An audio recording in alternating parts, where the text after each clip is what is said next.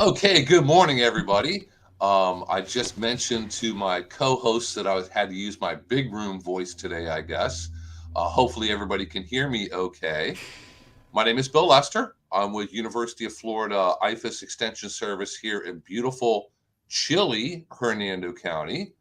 And joining me today is our Hernando County Florida Friendly Landscape Coordinator. You notice I'm not calling you new anymore because hmm kind of new, but not really new. So Colby Pitts. Colby, good morning. How you doing? Good morning. I'm doing great. A little chilly, Yeah, but a little beautiful. It's bit. supposed to be beautiful today. It was just chilly first thing this morning. hmm And returning, like he has been for a while, one of our Master Gardener volunteers, Bernie. And Bernie has years of experience answering your questions, whether people call him on the phone, email, or come by our office. So we are all here to help answer all of your lawn and garden questions today. If you have any, please just go ahead and put them in the comments. Bill, the thing that's interesting is over the years, you see a slow shift in what people bring and what people's questions are. And it used to be one of the big functions of this office was identifying snakes. And I don't think that I've had one this year. I had some last year. People bring in little baby black racers because they're not black and don't look like black racers. Mm-hmm. Uh, but for the most part, people would bring in two pieces and say, "What was this snake?" And it's really sad because they were bringing in good snakes, things that were actually beneficial. And we just don't see that anymore. So uh, if you people out there have become comfortable with snakes, welcome to Florida. Thank you. And if you want a snake identified, take a picture, please, and share it with us. A lot of people dispatch the snake and bring the remains in here to the office and say, "What kind of snake is this?" I'll look them right in the eye and say, "Does it matter? yeah, you Matter? took Just care of go it. Yeah, ahead. Doesn't matter."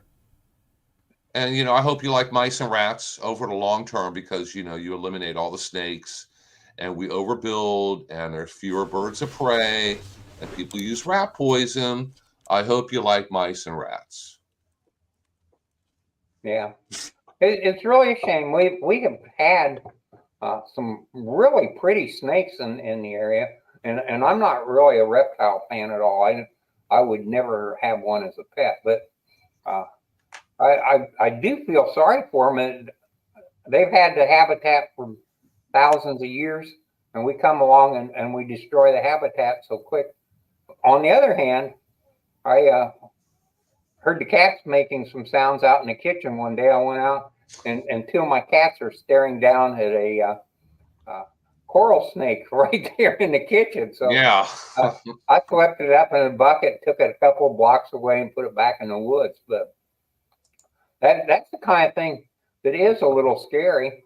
And yeah, you can tell the difference by snakes by the mouth shape, but unfortunately, nobody spends enough time to look at anything. It's like the coral snake. If it's got a black nose, it's a coral snake. If it's got some other color, it's the little mimic. The I forget what the mimic Corn is. snake. Corn hmm snake. Yeah. But it doesn't really make any difference because nobody's going to look close enough to see what it is. And kids pick it up, and if you get bit, it's a problem. And if you don't get bit, it's not a problem. The truth is, probably the worst snakes we have are the little pygmy rattlers. They're hmm pretty nasty, and if you mess with them at all, you're in trouble. Rattlesnakes, you probably aren't going to see those with very, very rare exceptions. And the rest of the time, the Unless you live snakes, way out in the country, you might see them. yeah. But the rest of the snakes that we've got, uh, they're actually kind of pretty. They've got various colors, and uh, they're just kind of neat. Yeah, we have all kinds of mousers, Hmm. but we don't Well, have I got a question for you. Where do most people get bit by snakes?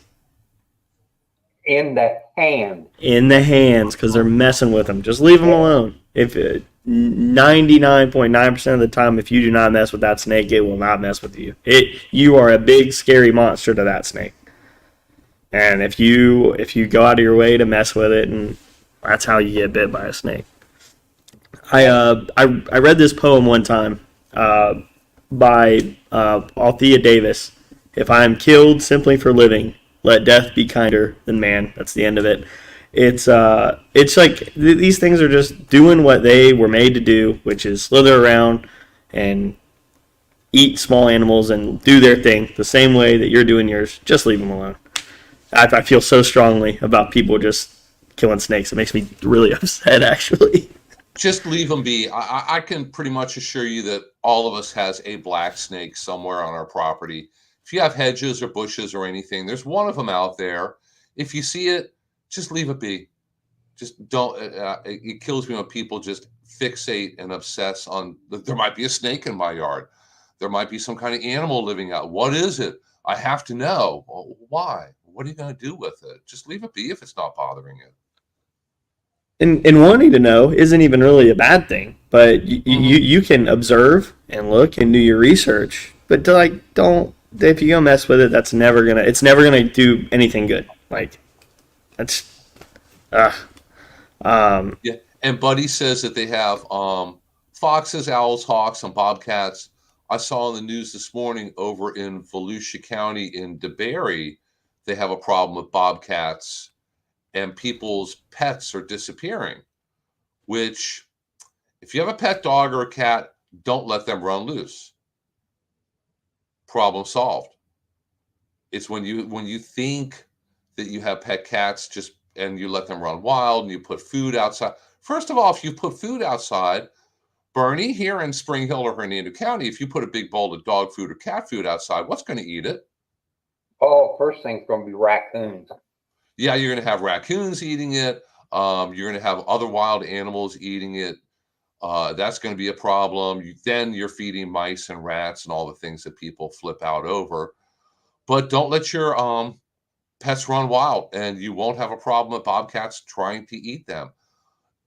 I'm sure it has happened, but you rarely hear about somebody out there walking their pet and being attacked by an animal. Even coyote attacks, I think there have been some recorded.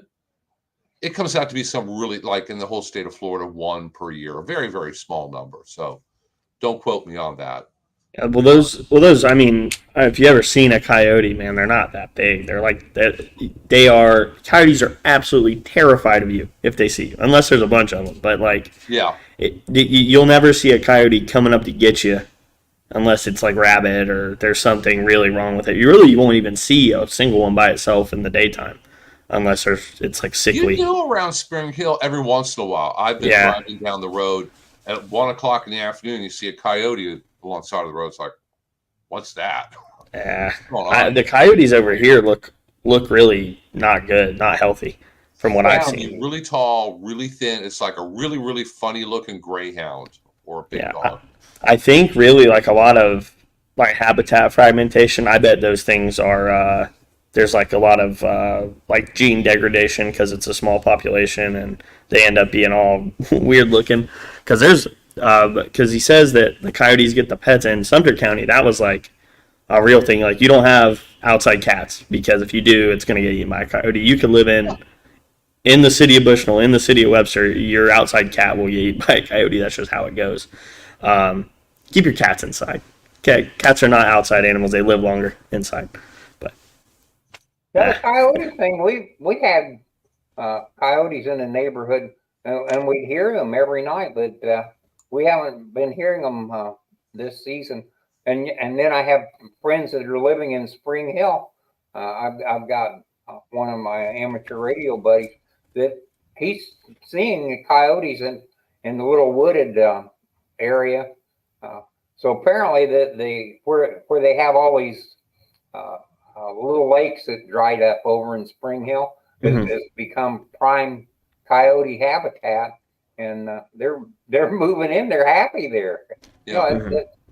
People have gone to great lengths to feed them. Not only do we give them unprotected trash and garbage, but if you don't keep things really spotlessly clean, we have some roof rats that are running around. Those are great habitat for roof rats.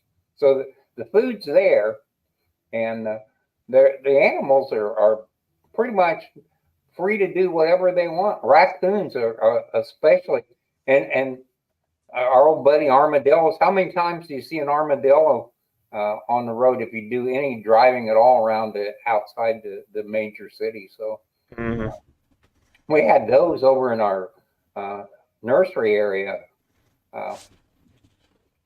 Stacy would go out and grab those little guys and pitch them over the fence and just let them go.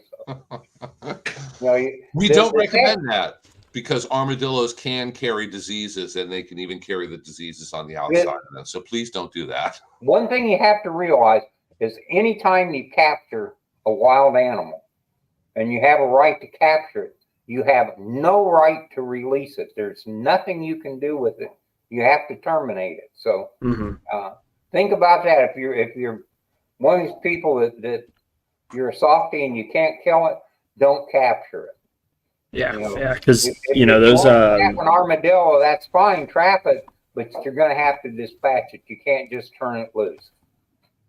Yeah, those armadillos they're technically invasive. So I'm not sure if they're listed by the state of Florida, but I know a lot invasive species in Florida are illegal to transport.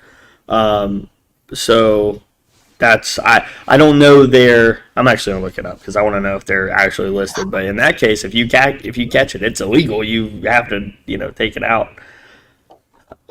Is there not? I know they're not. Armadillos are not a listed species.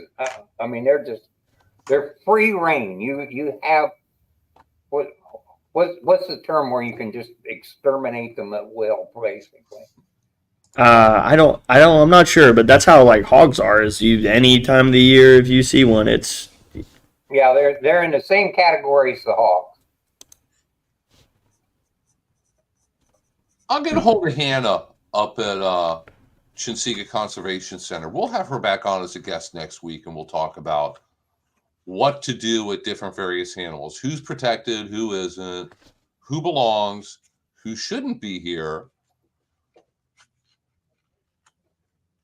I remember going home one night, and I was driving through the country, and there was a big tortoise in the road. And I thought, well, I'll take it out of the road. So I stopped, and I noticed the car behind me stopped right at the tortoise.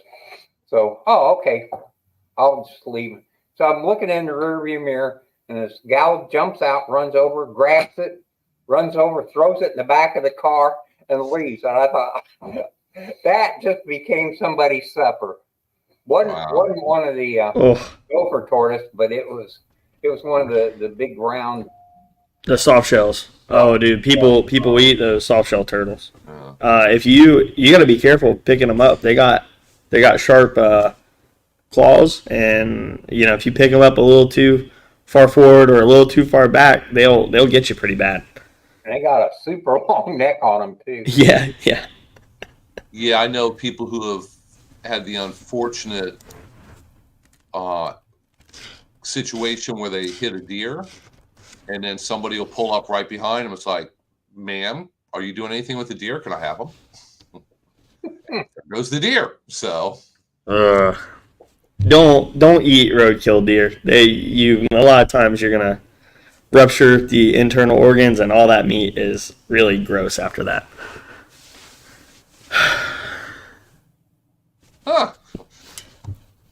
Mina has a little story about a coyote at a farm, and he came up to her like a dog.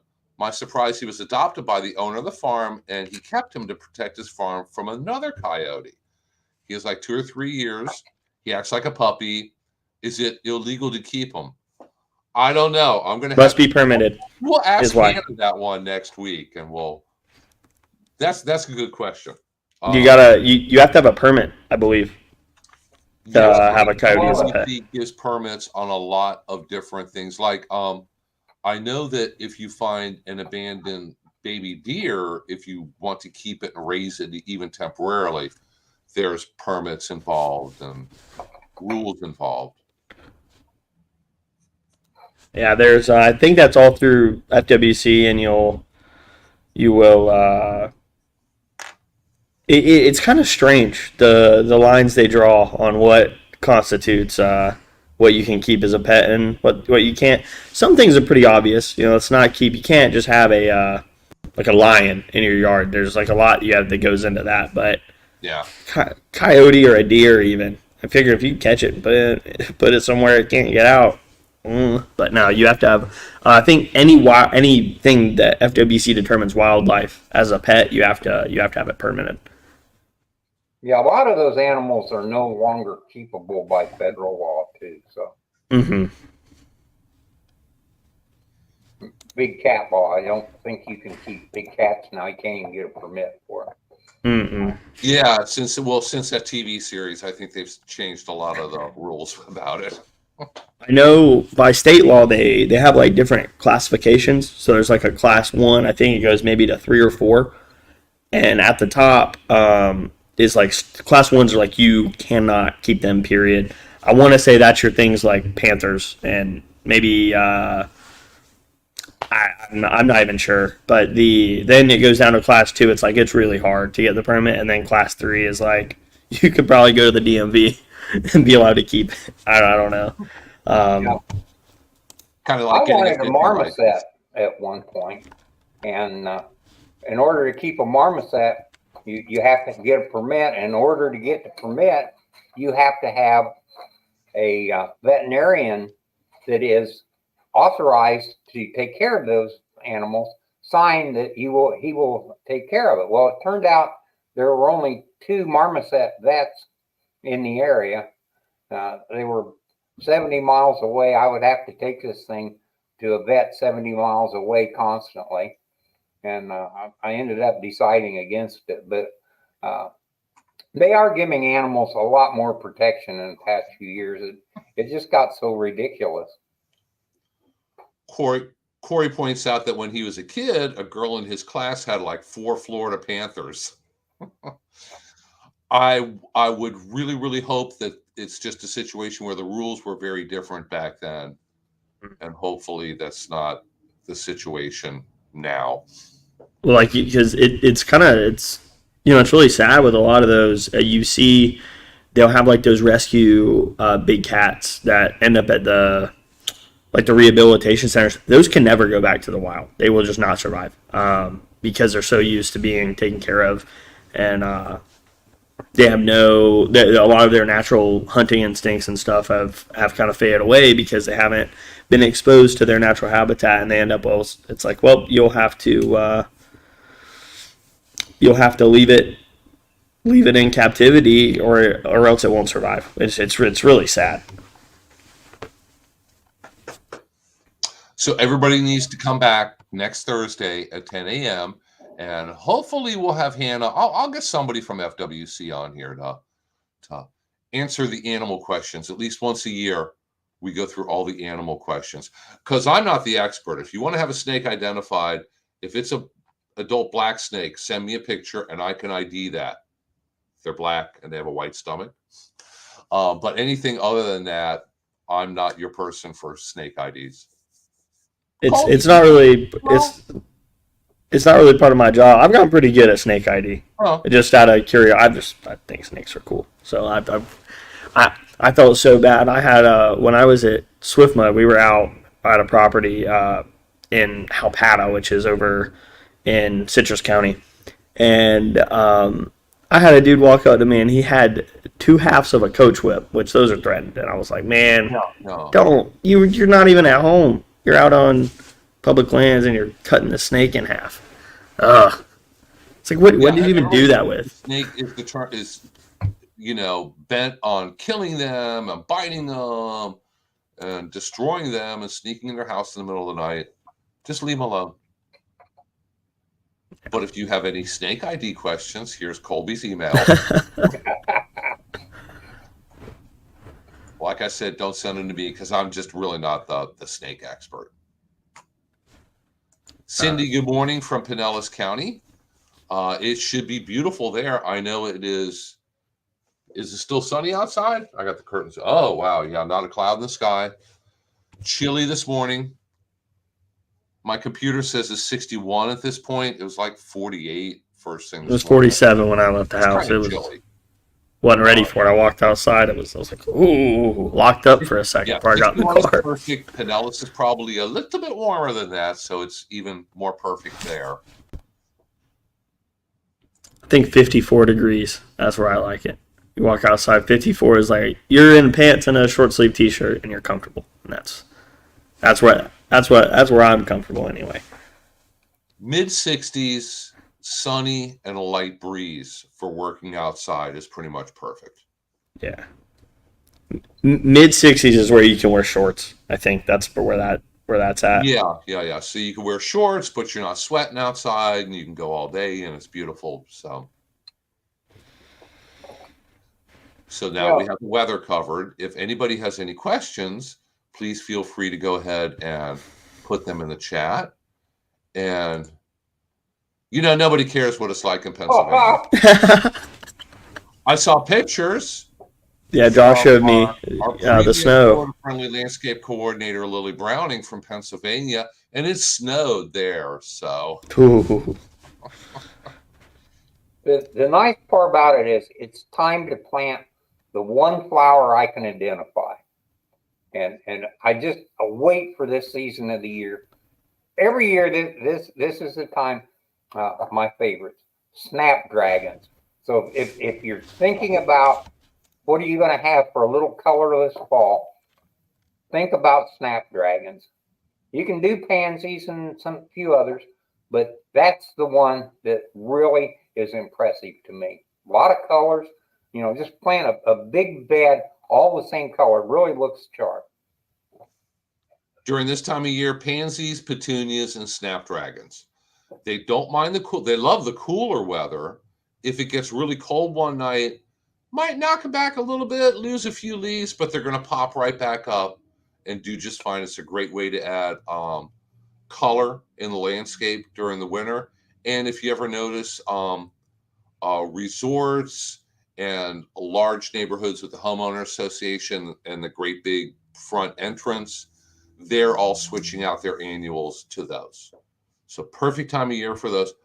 Don't plant pansies, petunias, and snapdragons in the spring thinking you're going to grow them during June, July, and August. That never works out well. They do great in the winter, not quite as great during the summer here. And Lily, here we never have snow in the morning, thank goodness. And we rarely have frost. And if I bundle up and complain a lot on my way to work, and when I first walk in the door, it usually, goes away and it warms back up. It's nice. I was talking to somebody, I think it was in Pennsylvania last night, and on ham radio, and they had snow. So I just love telling, oh, well, it's not that nice here either. It's only 76. So you don't have to shovel 76. I think that's pretty nice. Well, chances are the cold weather and the snow during the winter up there really helps to reduce the number of, escaped jail inmates running around the state. It gets a little bit too cold to be living outside. So that's a positive, I guess. I can't think of too many positives for that cold weather. When you're a kid, it's great. Going out and playing in the snow and snowball battles and snow forts and everything. When you become an adult and you have to drive, you have to go to work. Well, even as a teenager, driving in the snow is fun. Find a nice big parking lot and do 360s. We don't recommend that. But yeah, as an adult, snow it's really, really pretty to look at on a postcard or a Christmas card. Even being there and going outside for 10 minutes, looking at it coming down is beautiful. After 10 minutes, though, it gets old. The one thing I like when it gets cold in Florida is that your electric bill gets really cheap because you can just not run the air conditioning. That's the greatest part. Give that poor air conditioning machine a rest for a little bit. And my big Lily's question is, planting tulip what's a bulbs this tulip? weekend. If you live here in Central Florida, don't plant tulip bulbs this weekend. They don't do very well down here.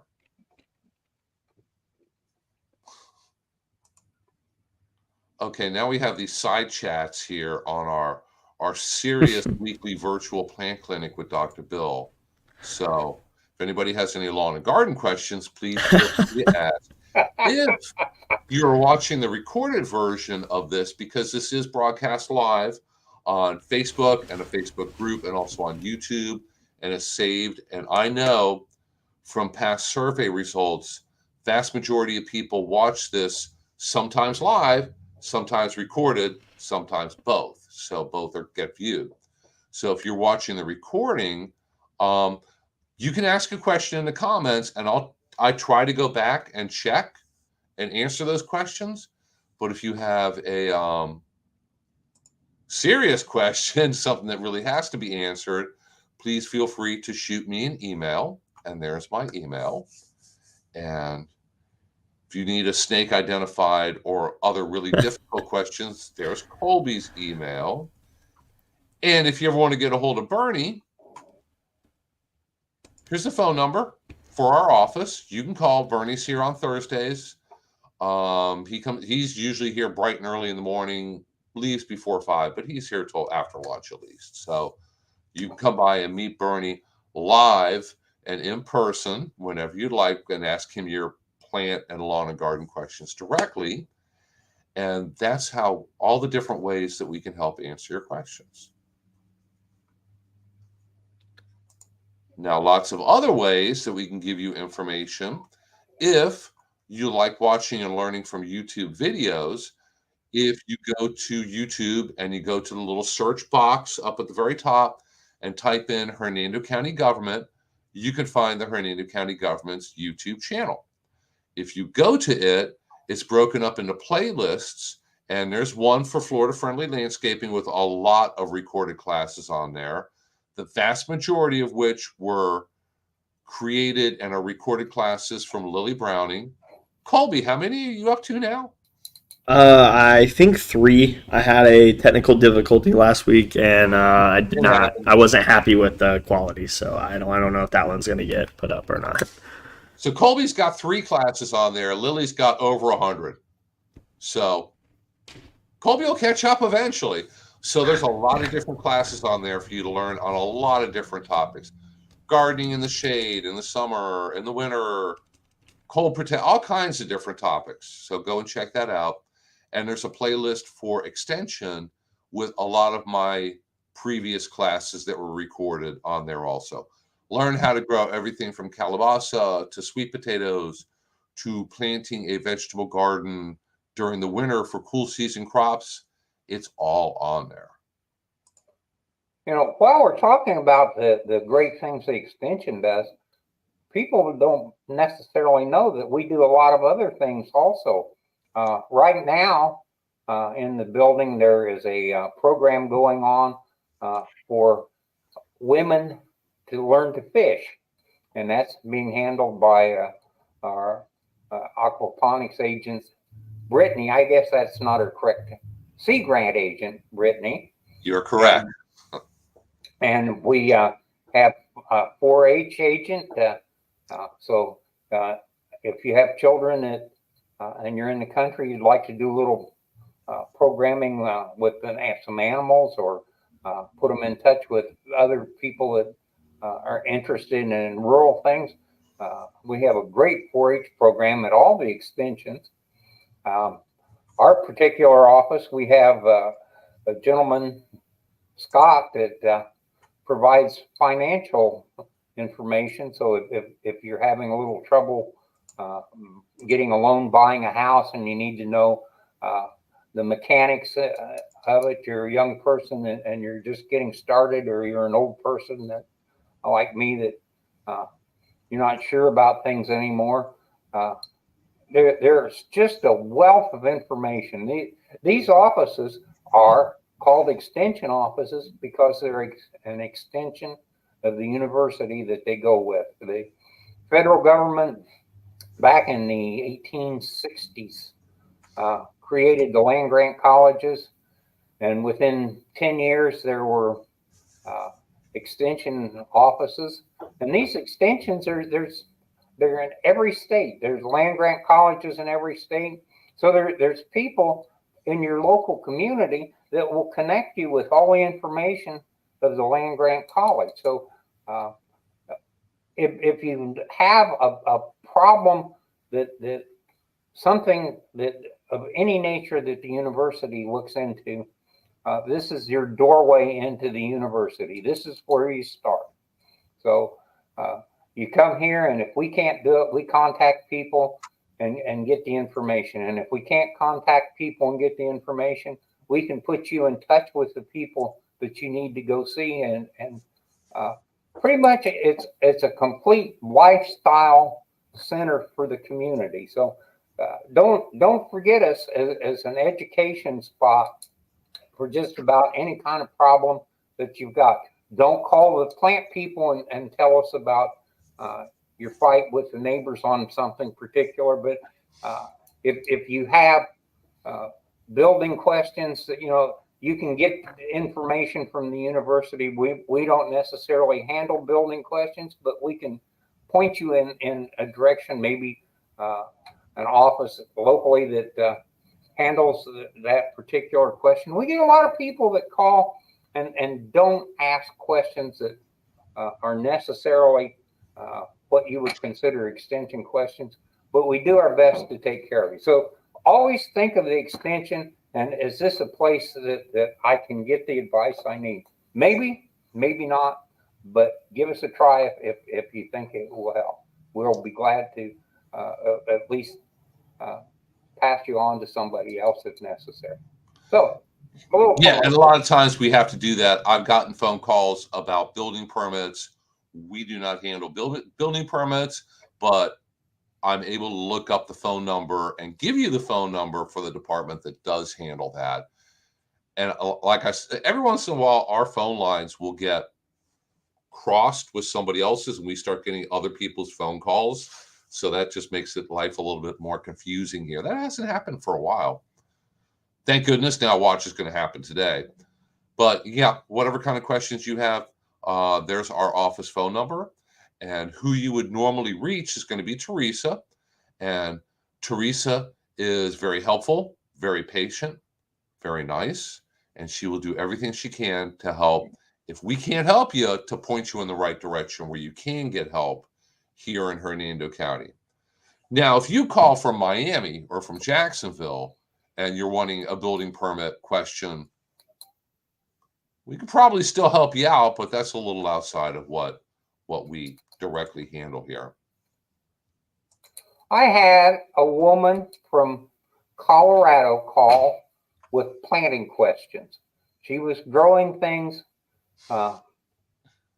in Colorado that actually weren't really native to Colorado. They were more semi-tropical. And it was really funny because I was able to help her. And then over a period of about 4 or 5 years, I heard from her another half dozen times with questions that were reasonable questions for a Florida resident, but she needed answers for those things in Colorado terms. And most of the time I could help, but there were a couple of times when I actually got a hold of the phone number for the Colorado extension and sent her back into a different group. But it's funny because their extension in Colorado weren't really familiar with the particular things that she wanted to know, and they recommended that she call an extension in Florida, and she just looked up extension in Florida and found our number. So it does happen, and we will help people wherever they are. So give us a call. We're just sitting here waiting, with bated breath to help everybody. You know, Bernie, we do have a question here. Bassem asks, when is the time to harvest the cassava roots and how to overwinter the plant? I believe the time to harvest, to dig it up and take the big roots to peel and cook and eat for dinner is now. So now would probably be a good time to harvest them. What I would try doing is, if you dig it up and you have any little small roots, hold on to them, brush the dirt off, put it in a cool, dry spot like your garage or something like that, and hang on to it until next spring and plant it out for next year's plants. That is what I do with sweet potatoes. So I'm just starting to dig up sweet potatoes now. And sometimes I just get really, really tiny sweet potatoes. I save all them. They start to sprout in the spring. And that's what gives me my sweet potatoes for next year. And obviously I hold on to the larger ones to eat. So I would try doing that with cassava. I love cassava. I haven't cooked it or eaten it for a while. Cuban cassava with garlic oil. Good stuff. Very good stuff. I think now we're getting into recipes once again. I believe that you can basically start cassava from cuttings. So if you cut off the green part, you should be able to pop that up and hold that over for the winter, or save the little small roots over the winter to start next year. But I believe pretty much right now is a good time to harvest them. You can wait a little longer. When we get our first frost or freeze, cassava is tropical, so it's going to die back. You need to definitely harvest it by that. So I have a couple pictures in my email that was sent to me just yesterday, I think. So let me go ahead and let's do our little segment. Let's look at Dr. Bill's email inbox and see what kind of questions I've been getting. So let me click a few times to go into share screen here. And here we go. So I got this question from a lady in Spring Hill, and she has a camphor tree. And the first thing I thought is, well, camphors are invasive, but a lot of people have them in their yards. It came with the house, and they have it trimmed up. They have a tree service out to care for it, and they keep the tree, even though we don't recommend them, and we definitely don't recommend going out and getting one and adding it deliberately. She's had a tree service who's been trimming it over the years. Her neighbor had a tree service out, and they pointed out her tree and said, you need to do something with that tree. So she sent me some pictures, and here you can see her camphor tree. Camphors are bad because they always have competing leaders. The big branches, they have multiple ones. And what can happen is they can split and fall apart. You see her tree has a dead branch there, has some black on the trunk, and some of the bark is flaking off, which is never a good sign. But this was the kind of scary picture here. So Bernie, can you see that? I can. That tree has got serious rot in that limb or trunk, wherever that is. That's a problem. Yeah, if you have a tree and maybe from a branch that was cut off years ago, if it looks like this, if it's got a hole, soft spots, rot, any kind of oozing, those are all really, really bad signs. So here's some and more. that's not good either. The crotch angle that looks like that's a possible split. I don't think I've ever seen a single trunked camphor tree before. And I've seen some where it has at least 8 major trunks, any of which could rip and split and fall off in a hurricane or really high winds or a really bad storm. So I recommended to her to contact an actual arborist, because, Bernie, what's the difference between a tree service and an arborist, or is there a difference? Big difference. Tree service is somebody that comes out, trims your tree, cuts the tree down, hauls it off, whatever. An arborist is somebody who comes out, and determines what your tree needs. And this is an arborist is a certified person that has unique skills as opposed to the man with a pickup truck and a chainsaw. Yeah. So an arborist can evaluate your tree, tell you within a reasonable degree of certainty whether it's safe, whether it's unsafe, point out why it's unsafe, tell you if what you want to do to that tree or with that tree is a smart idea or a bad idea. They know a lot about trees, and a tree service is somebody who can come out, and if you say, I want that tree cut down, they'll cut it down and they'll carry it off. Yeah. And hopefully it won't fall on your house or car or damage anything. You always want to make sure that any of them that you're dealing with are properly licensed, if your county requires licensing, and insured. Because if they fall out of a tree, if the tree falls on top of your house, you need to make sure they're insured. So let's just leave it at that. And in most places, if they're licensed, they are also insured. That's kind of a 2-for-1, and most of the time that's part of the requirements of getting licensed to do any type of work like that. Normally, and you can check with FDACS, the Florida Department of Agriculture and Consumer Services, and you should be able to type in who they are, and it tells you if they have those certifications and insurance. I'm of the opinion that if you have an invasive species in your yard, that you should kill it. You should get rid of it. I don't know. I know that people like their trees and they're old and they're pretty, but man, it depends.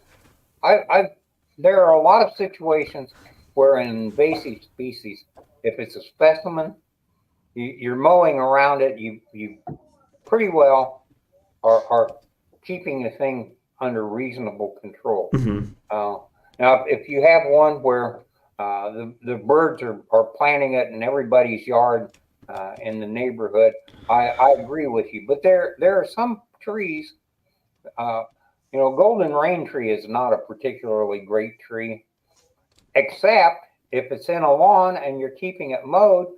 The fact that you're mowing it and the fact that the Judera bugs are eating the seeds keep it under control. So mm-hmm. where if you stuck that tree in a group of trees someplace and let it go, it would be a serious problem.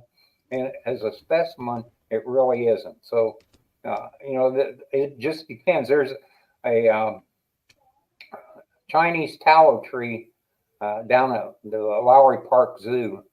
Mm-hmm.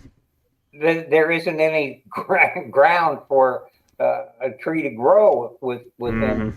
600 feet of that tree. So it isn't a problem, and it's a mammoth tree. It's a beautiful thing. So there are some situations where trees that in most situations won't work, and there are some situations where they do. So, and the issue is, like, if you have a Brazilian pepper tree, one of those real big, not a bushy one, like it's a specimen in your yard, the issue is never going to be that tree itself. It's that, those little droops get spread everywhere, and then you have them.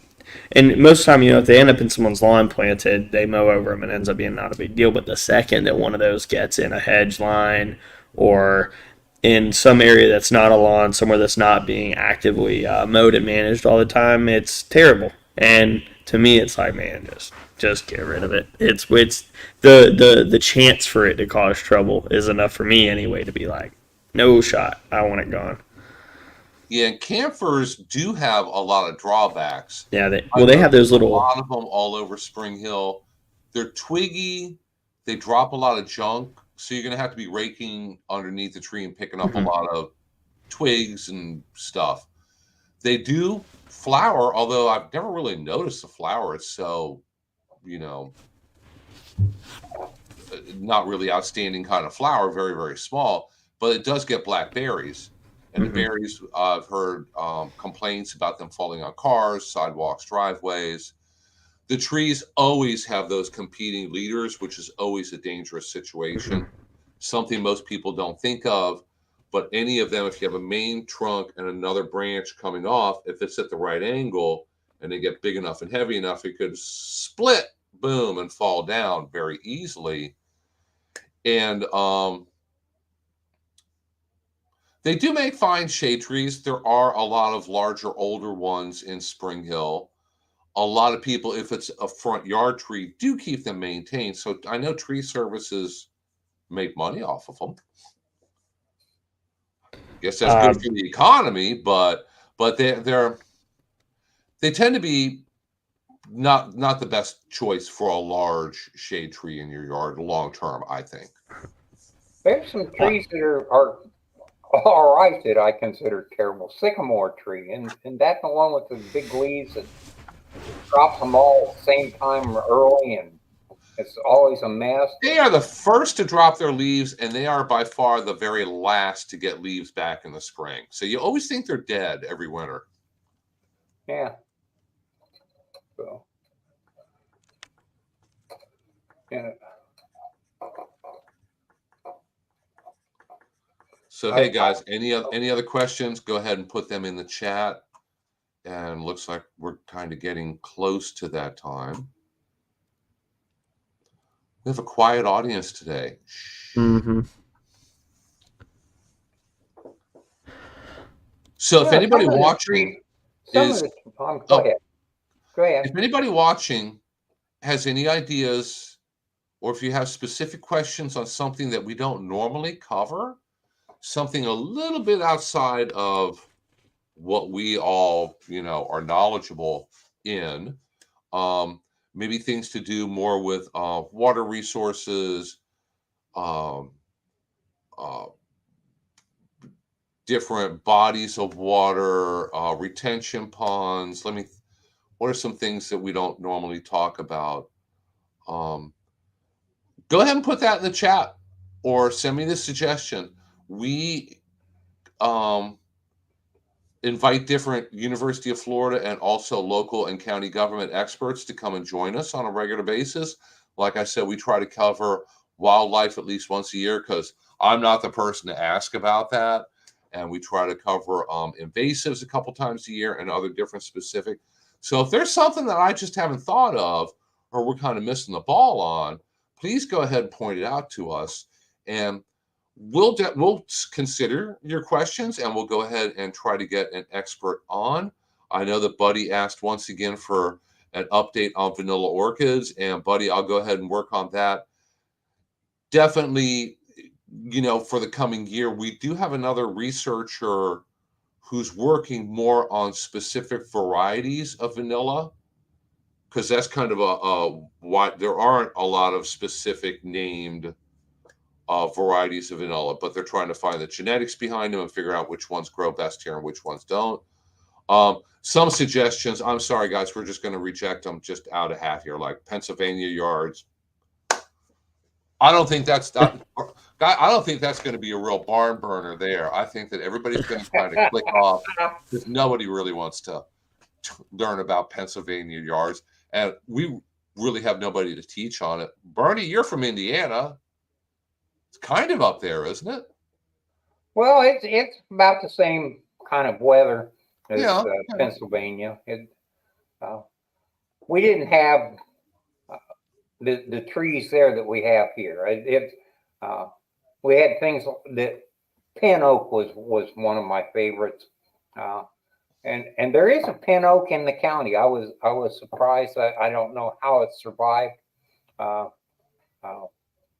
We had catalpa and we have buckeye trees like Ohio's got. Yeah. Black walnut, which almost all the black walnuts end up with the centers of the trunks rotted away, so you can't get any wood out of them. The thing about it is here there's some trees that I think should be planted a lot more, and one of the really big trees here is laurel oak. And a laurel oak is really kind of a sad tree. It's short-lived. It grows quick. It gets really mammoth, and then it falls over. And generally it falls over where it can do the most destruction. Falls on your car, falls on your house, falls on your garage, falls on something of value. They never seem to fall in the direction where they don't hurt anything. And a tree that has a little slower growth habit but is prettier is a winged elm. And I think winged elm should be grown a lot more. Winged elm gets its name from the fact that the branches have a little cork-like substance that gives them some aerodynamics, makes them look like they're winged. And it's just a really nice tree. And people need to spend some more time rather than going out and saying, I need a shade tree. What's the fastest growing thing I can get? Yeah. And throwing up a laurel oak. Start taking some time there. You know, there's a lot of trees that they're maybe a little slower growing, but still end up with nice form, nice shade habit, and last 100 years or more. You know, if you're 70 years old, I suppose a laurel oak is a good tree because you'll get a chance to see it grown up. But if you're 40 years old, why would you plant something that in your lifetime is probably going to fall on your house? So, Yeah, leave it for your kids. Yeah. There you go. Leave it for somebody else. Okay. I have an idea. I'm going to have to invite an expert on Pennsylvania trees to share some pictures of trees that grow great in Pennsylvania but won't grow down here. And I'll have to have our other special guest, Jamie Lynn, who is our tree expert, who used to work in New York, I believe New York City. So she knows a lot about northern trees also.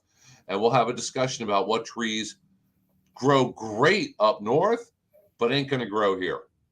So we'll plan on doing that definitely in the new year. So I'm just not sure who I'm going to be able to find who's an expert with Pennsylvania trees. So I'll have to look around. I'll find somebody. Well, I didn't lose anything in Pennsylvania. I don't know anything about it. Do you have any locust trees on your property, Willie? I always thought those were nice. They've got these thorns like crazy, so you get a nice black locust, and there's no possible way to climb it. And when you're a kid, you really want to climb a tree. Yeah. So that's not the tree. I remember them from being a kid in Maryland, and are the Chinese chestnuts the ones that get the chestnut falls off and it's nothing but a ball of spikes, like a massive sandspur kind of? You know, I know the tree you're talking about, but I don't know if that's Chinese. She took down a dead silver maple. Silver maples will grow here. Not the best choice. Well, I can't remember if it's not a good choice or it's just really underutilized. And going back to oak trees, I had to look up, I was looking for a nursery to purchase trees from because we have our Arbor Day celebration coming up in the middle of January. So I was looking for trees to give away, basically. And a nursery that specializes in native plants and native trees. I looked at the list of trees that they carry. They were out of all of them, or only had a few of each one. But we have a lot of different oak trees that are just underplanted and underutilized. I think there's, what is it, blackjack? Oak? Blackjack does well here. And there's a redjack oak. I'm thinking, I never heard of that before, so I looked it up. Wonderful native oak tree. Has a lot of really good benefits, but it's one of those things that nobody thinks of. You know, when the builder is building your house, they're not going to put that in. They're going to get the same. They're going to get a live oak and a ligustrum and the same dreary bushes and slam them in the property and throw down the grass. And you're going to think, doesn't this look beautiful? It's going to look like this forever. And you sign the closing papers, and 3 weeks later, your St. Augustine's dead. Your neighborhood says that you have to replace it with St. Augustine. It's going to be dead in the year after that. So those are all the things that we have to deal with. But yeah, there's a lot of options for different trees that you can put in that do really, really well. look very, very good, serve their purpose, and that are just underutilized. I'm a big fan of sand pines. I love sand pines, and they'll grow in really bad soil. And I had them in our backyard in Deltona in Volusia County because a lot of sand pines over there. And I had them in the very edge of the backyard because when we first bought the house, the lots behind us were totally wooded with sand pines. So after they built houses there, I still had some in the backyard. I had one, and that thing got huge. And they grow fast, they grow big, and they die fast. It died. It got bark beetles. All the bark fell off. It looked terrible. It lost branches. It had woodpeckers in it. It got hit by lightning. The lightning went halfway down the tree, shot out of the tree, and nailed the cable line, which was 10 or 15 feet away in the air. So now I got a split going halfway down it. That's a bad news tree right there. It went through it. That tree hung on for years. One morning, my neighbor comes over and knocks on my door, and they're nice people. Let's just say they were nice people. And he knocks on my door. He says, I heard this huge noise in your backyard last night. I'm like, I didn't hear anything. Didn't wake me up. What was the problem? I don't know. I was sitting on my back porch, and it was like 2 a.m. I'm thinking, well, what were you doing? I heard this huge noise. So I looked outside. I couldn't see anything. I called the police. And me and the police were in your backyard at 1 o'clock in the morning. I'm thinking, what were you guys prowling around in my backyard for at 1 o'clock in the morning? The tree came down. Now, this is a big tree, and the trunk is, can I even get in it's really big around. And him and a policeman were in my backyard. The flashlight didn't even notice that there's a big tree on the ground. Maybe that's what made the noise, but that is what made the noise. And it came down. I had to cut it up. But boy, that tree hung in there through thick and thin. And it served as for a home for all kinds of wildlife over the years. And eventually, 1 o'clock in the morning, no storms, no wind, beautiful, silent, quiet night. Boom! It was time, and it came down. Yeah, those I think, and they grow pretty well here. I wish I had some pines in my yard. I have 2 trees I haven't went out there and looked at too closely. I don't know what they are. They got little yellow fruits of some kind, a bunch of them, and strange looking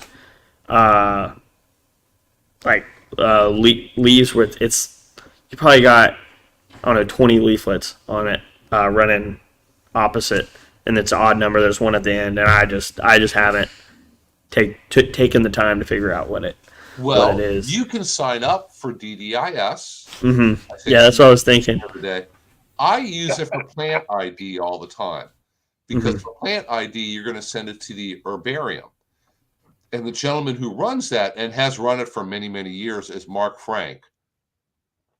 Oh my gosh, he is a smart. When it comes to plant ID, he is the master. I put it all in his hands. I'll send pictures on DDIS, and sometimes it takes him 3 minutes. Sometimes it takes him an hour. He gets right back to you with what it is and a whole bunch of links and other information. So I use it all the time when people come by the office or email me pictures. If I don't know what it is off the top of my head, off to Mark through DDIS it goes, and I know I'm going to get a good answer. Copy and paste to the client. Boom, problem solved. And I usually learn something in the process also. That plant I sent you, it was kicking my butt. I could not for the life of me figure out what it was. And you know what's crazy is I scanned it with one of those apps. I have one that is reasonably good because you're always going to confirm. I don't ever go by off of what that says. But and it said it was a Chinese violet, but I'm like, that looks nothing like this. It's not that. And as it turns out, I told my boss, I was like, I think it's some weird subspecies that has a different color flower. I know that's why I can't find it. And sure enough, it ended up being that African Coromandel, which for a long time was classified as the same species. They had recently changed the name to a different species in the same genus. And it was like, that was a huge help. It was super helpful because I never would have found that. Oh yeah, I don't even try. I mean, I could spend the whole if I want to be diligent, I could spend the whole afternoon, and I do have books, and I can sit here and figure it out. Guys, I got a lot to do. I don't have a whole normally don't have a whole afternoon to figure out what a random plant is. But the nice thing about extension is it's not just me. It's not just me and Bernie. It's not just the three of us. There's a whole bunch of other people who all are experts in their own certain area. And when we have a question, we just send it to whoever's the expert in that area and get the correct answer the first time quickly. Mhm. So that's how I like to do it. Oh, So something I was going to mention. Contact information real quick one more time. Go ahead, Colby. I was going to say about sand pines. Something cool about sand pines is you can get them really, really cheap if you go to a Christmas tree farm after mid-January. You can buy them at a reduced rate because a lot of them are grown in those Christmas tree farms. I think they grow them over towards Dade City off of 301 at that Christmas tree farm. But anyways, yeah. They're a little thin to make a good Christmas tree, but I don't know. Well, they get. I think if you grow them, they'll get pretty wide and low because I don't think they get very tall. I'm almost certain that the ones they have over in Dade City at that Christmas tree farm that I'm thinking about are sand pines. But anyways, you can click on my link there and come ask me about sand pines. I love sand pines or snakes. If you want to talk about snakes, I got that too. Great, because I am not the expert with snakes. So now we have somebody that we can forward all those pictures to. Not that we get that many, but okay. And please don't forget our Master Gardener Nursery. They are open on Wednesdays and Saturdays. Here is their address. They have a wide selection of native and Florida-friendly landscape plants for sale. Like I said, they're there on Wednesdays and Saturdays. Right now, they're open from 8:30 in the morning until noon because it's winter, kind of winter. It's not really, really hot. During the summer, they close earlier than noon. They close at 11. That's okay. They're there until noon right now. So go out bright and early in the morning. It's usually very quiet out there, very beautiful. A lot of birds of prey. Every once in a while, you'll catch, a deer walking by or other. We used to have a lot of turkeys, usually just during the winter. So go out and check out the turkeys if you want, if they're there. And like I said, I will try to line up an expert on animals and what to do with them for next week. So if you're watching this as a recording, be sure to come on next week, either live or watch the recording to learn about what you can do with which animals. And of course, we're here to answer all your questions. Other than that, guys, I think it's about that time. So thank you so much, everybody who tuned in on our watching live today. And of course, everybody who watches this recording of this also, we really appreciate it. Please share all your comments and questions with us. And other than that, I'm going to be here next Thursday. Colby? I will be here next Thursday. I hope we have someone to talk about snakes with. Okay. We'll try to get a snake person on also. Bernie? I haven't missed too many in the past 15, 20 years. I probably won't start next week. Okay, so we'll all be here and we'll have somebody else on also. So until then, everybody keep warm, go out and enjoy the beautiful weather this weekend, and we'll see y'all again next Thursday at 10 a.m. Bye, guys. Bye.